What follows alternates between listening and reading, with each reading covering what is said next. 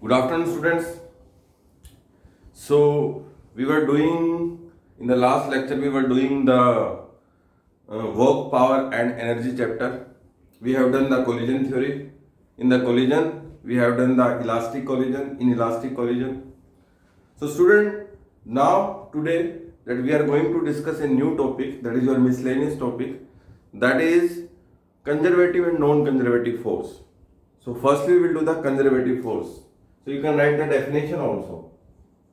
Conservative force. So what is the definition? Definition is the force which in which the work done by the force ठीक है, is depend upon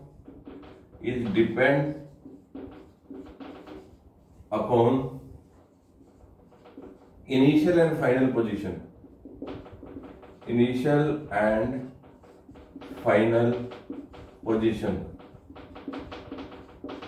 not on the path covered by the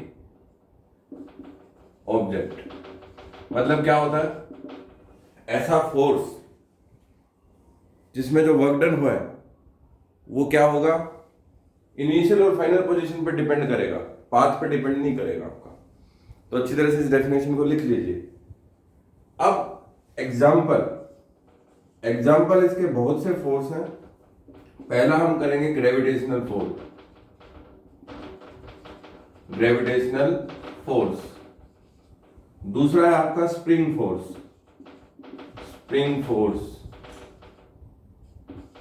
तीसरा आपका electrostatic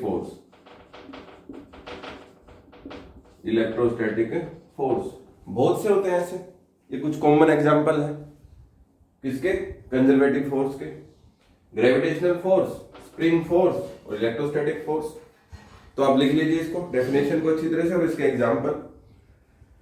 कई बार इसके example और definition भी पूछी जा सकती है। फिर हम बढ़ेंगे, एग्जांपल को प्रूफ करेंगे कि किस तरीके से आपका ग्रेविटेशनल फोर्स कंजर्वेटिव फोर्स है और प्रॉपर्टी क्या है।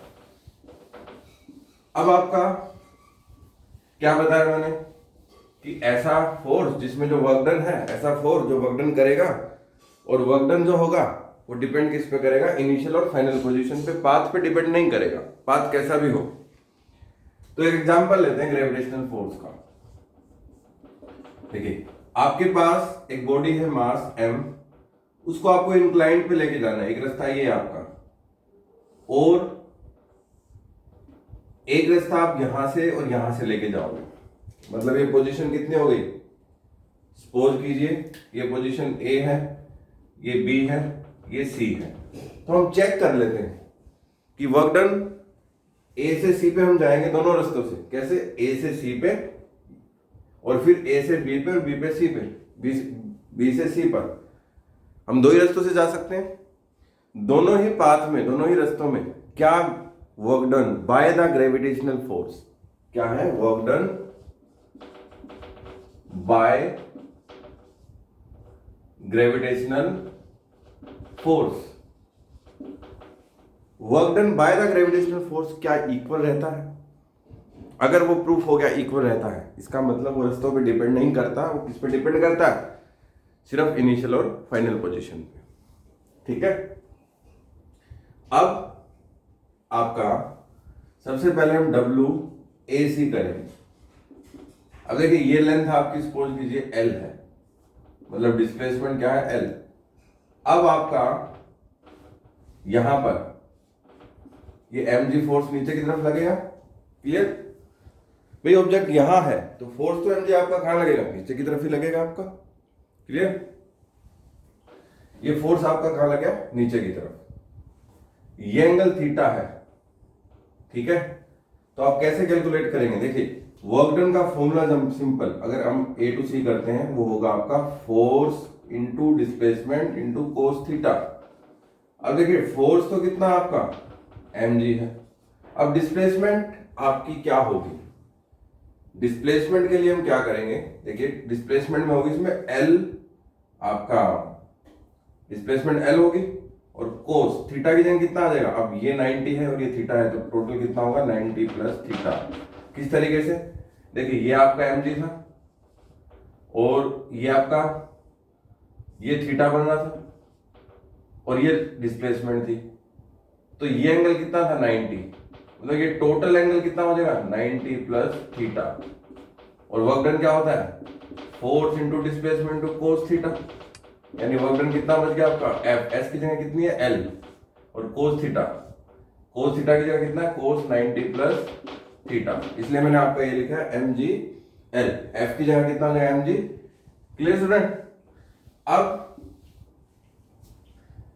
जो डब्ल्यू ए सी है वो एम जी एल, ये होगा आपका साइन थीटा माइनस, ये आपको टर्म याद रखनी पड़ेगी मैथ्स में, मैथ्स की टर्म है, क्या टर्म है आपका कोस 90 प्लस थीटा, ये आपका कितना होता है माइनस साइन थीटा, तो लिख लीजिए कोस 90 plus theta, this is your minus sine theta.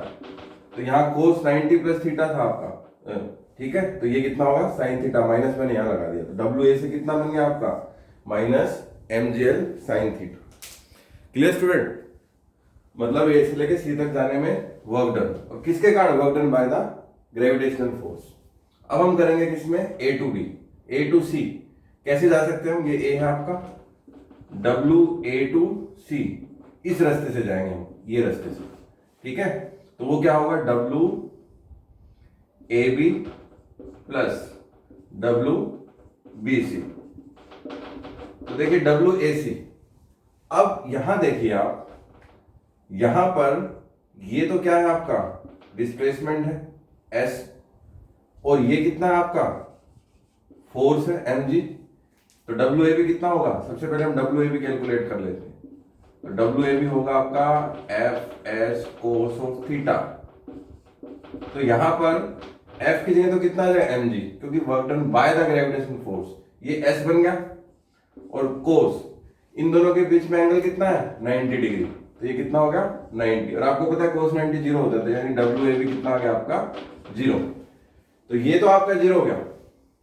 अब सपोज कीजिए हमारा अब यहां से यहां जाना है, तो आपका आपकी बार मास यहां पे होगा, तो नीचे कितना हो गया एम जी, ठीक है, और अब देखिए इसमें कॉन्सेप्ट क्या है, ये थीटा है, तो अगर इसको यहां से ब्रेक करोगे तो ये कितना हो जाएगा एम जी तो नीचे है, ठीक है, और एल से ब्रेक करोगे तो ये कितना हो जाएगा एल कोस थीटा, और ये कितना एल साइन थीटा, अब ये इसके इक्वल है तो ये भी कितना हो जाएगा आपका एल साइन ऑफ थीटा।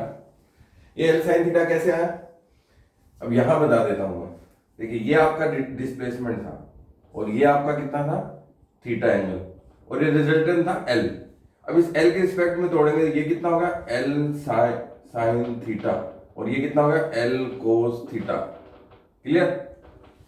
अब यहां पर ये लेंथ मैंने कैलकुलेट करनी थी, ये लेंथ लगभग इसके इक्वल होगी, तो ये भी कितना होगा एल साइन ऑफ थीटा, इसलिए मैंने ये लिखा है L sine theta. Clear students.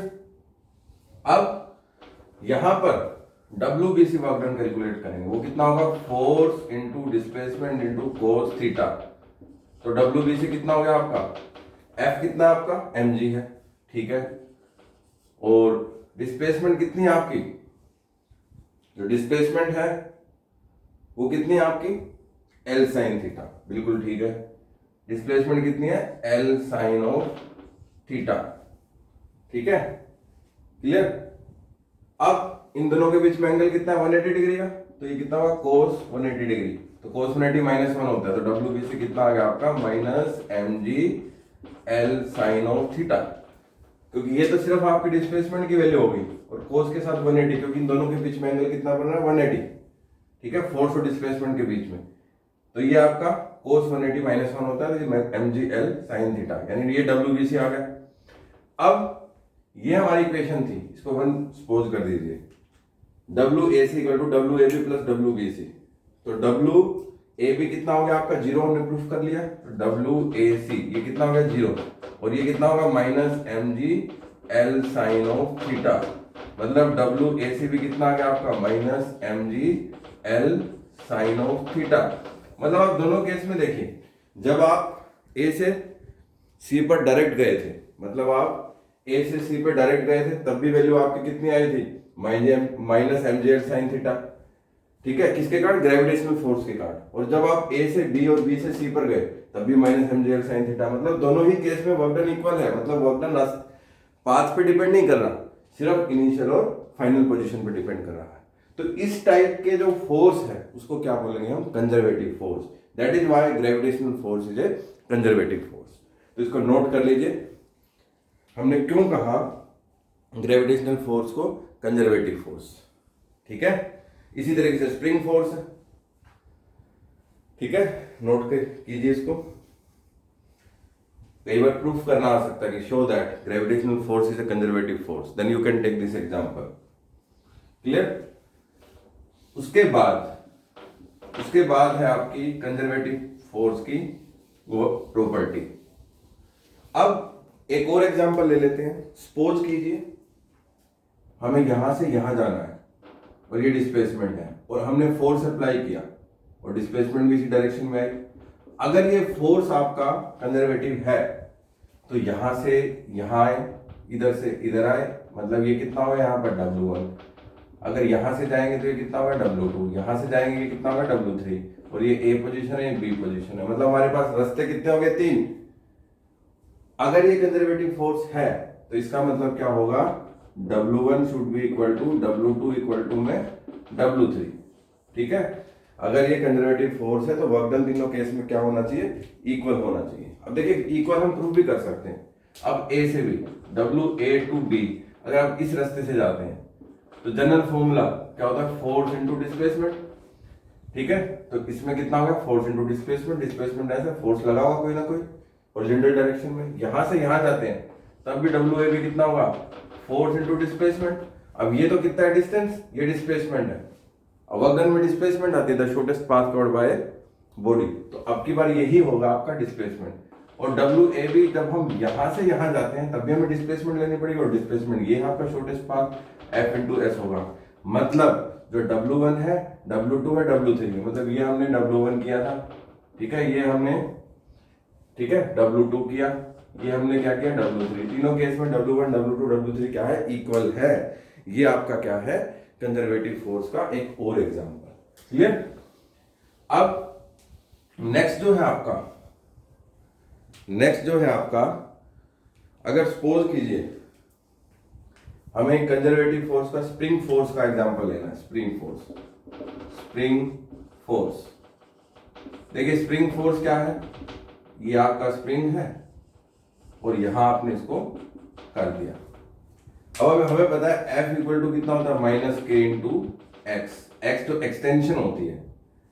ठीक है, तो आप देखिए इसको आप कितना भी आगे की तरफ कर दें, एक्सटेंशन जो है, अब वर्क डन निकालेंगे तो वर्क डन जो है वो किस पे डिपेंड करता है, इसमें सिर्फ इनिशियल फाइनल पोजीशन पे डिपेंड करेगा, पाथ पे डिपेंड नहीं करेगा।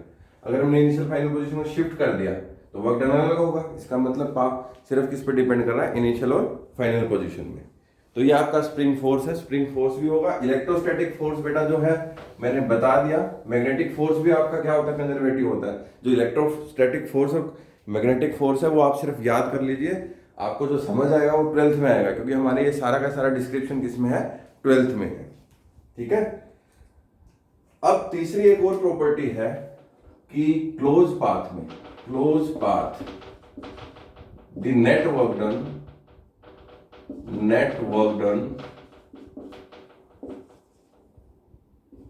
By conservative force is 0।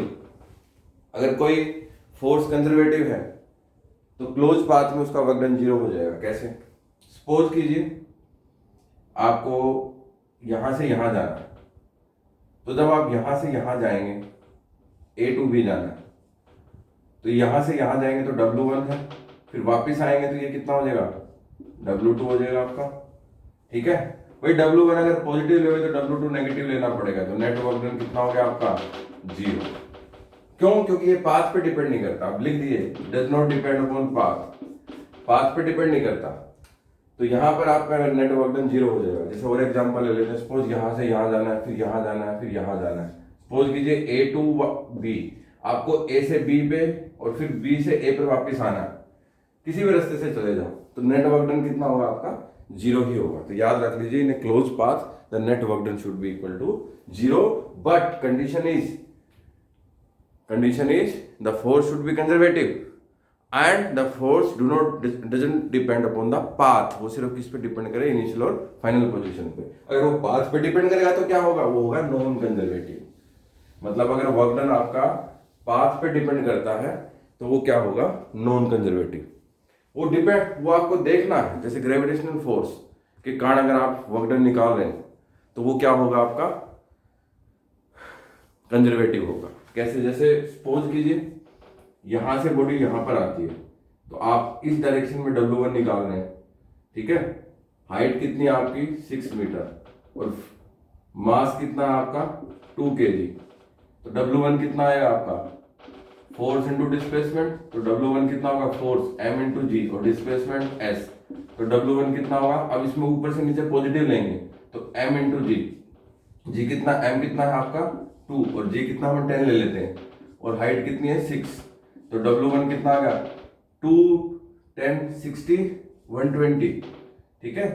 W1 120 Newton into metre, ये आपका ठीक है हो गया W1। अब क्लोज पाथ मतलब A टू B, ये हमने A टू B निकाला था W1, फिर B टू A W2 होगा, तो W2 कितना आ जाएगा, यही आ जाएगा F इंटू S, ठीक है। तो W2 कितना हो जाएगा M इंटू माइनस जी इंटू S, तो W2 कितना हो जाएगा आपका, M कितना है 2, G कितना है -10, क्योंकि नीचे से ऊपर हम G नेगेटिव लेते हैं और ये 6 है, इसका मतलब W2 कितना हो जाएगा -120 न्यूटन इंटू मीटर। अब इन दोनों को आप प्लस कर दीजिए, नेट रिजल्ट 0 आएगा। प्लस क्यों किया, क्योंकि हमें A से A पे पहुंचना, A से B पे गए, B से वापस A पे गए, प्लस तो करना पड़ेगा। तो वो आपका क्या होगा, आपका कंजर्वेटिव फोर्स।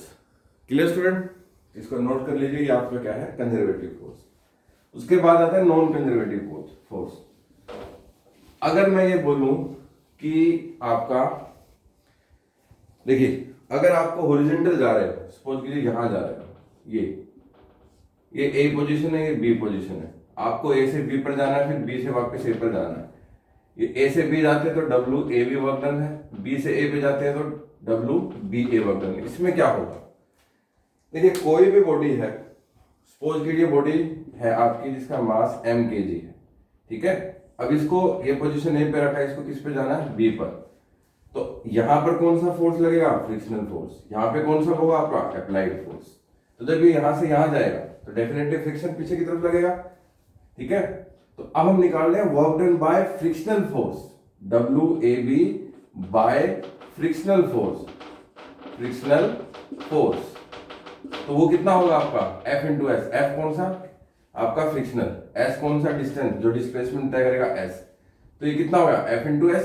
तो WAB कितना हो गया आपका M into A into S, ठीक है, एक्सेलरेशन आएगी। तो ये कितना होगा आपका फोर्स, जो frictional force into displacement. Clear. जब हम अब देखिए फोर्स जो है, अगर हम फ्रिक्शनल फोर्स के कारण निकालेंगे तो नेट वर्क डन कितना होगा आपका, फोर्स इंटू डिस्प्लेसमेंट, मतलब यहां से force into displacement.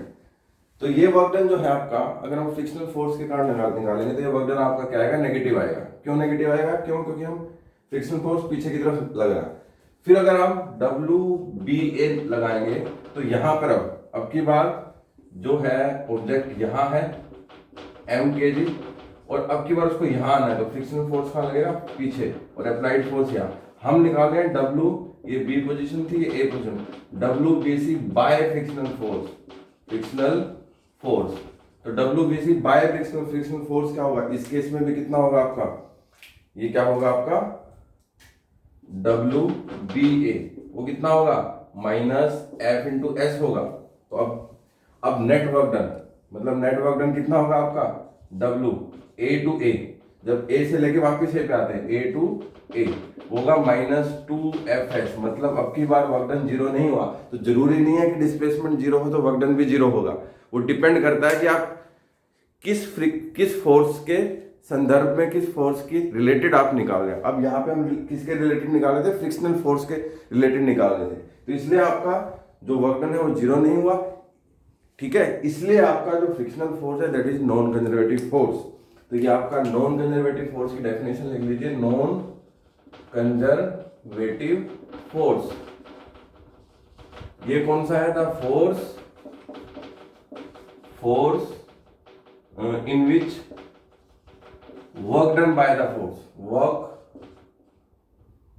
work done by the non-conservative force, या work done by the force depends upon only path, ठीक है, note initial and final position. सिर्फ पाथ पे डिपेंड करे, इनिशियल और फाइनल पोजीशन पे डिपेंड ना करे, सिर्फ किस पे डिपेंड करे, पाथ पे डिपेंड करे। देखिए पाथ पे डिपेंड कर रहा है, ठीक है, और इसमें क्लोज पाथ में, जैसे उसमें क्लोज पाथ में नेट वर्क डन कितना था जरूरी, और इसमें क्लोज पाथ में नेट वर्क डन आपका जीरो नहीं होता। तो आप ये भी डिफरेंस लिख सकते हो, पहले तो डेफिनेशन ही लिखोगे दोनों की, फिर डिफरेंस में ये लिख सकते हो, इन द कंजर्वेटिव फोर्स, ठीक है, the net work done in a close path, ठीक है, is zero, but in the non conservative force the net work done by the close path is not zero, ठीक है। और उसके बाद example इसके क्या है, फ्रिक्शनल फोर्स, ए रेजिस्टेंस भी एक फोर्स होता है, वो भी आपका किसका एग्जाम्पल है, ए ड्रैग कह सकते हैं इसको, जिसका एग्जाम्पल है आपका नॉन कंजर्वेटिव फोर्स।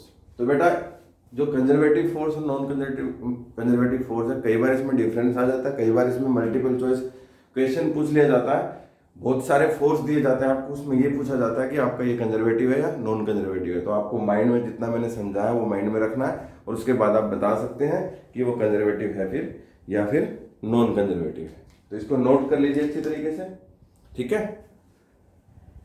ये आपका सारा का सारा डिफरेंस भी लिखना है आपको, कंजर्वेटिव नॉन कंजर्वेटिव में 3 डिफरेंस मिलेंगे। तो एक तरफ कंजर्वेटिव लिखिए, एक तरफ नॉन कंजर्वेटिव। तो कंजर्वेटिव में पहले डेफिनेशन ही हो जाएगी, the force which depend only the initial and final position, not the path, ठीक है।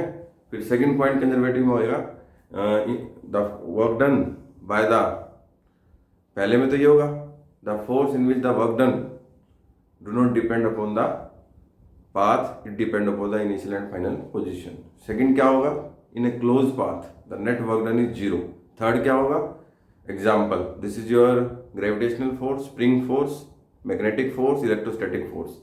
अब नॉन कंजर्वेटिव आ जाइए, the force in which the work done depends upon the path, not the initial and the final position, that is called the non conservative force. In the non conservative force the net work done in a closed path is not zero, not equal to zero, and frictional force, air resistance, air drag, that all are the example of the non conservative force. So this is the difference between the conservative and non conservative force. So students, after this topic you should write this difference, three points in conservative and non conservative force, that will help you in the exam. Okay, so this is our today topic. So in the next lecture we will do the next topic based on this unit. Okay, thank you.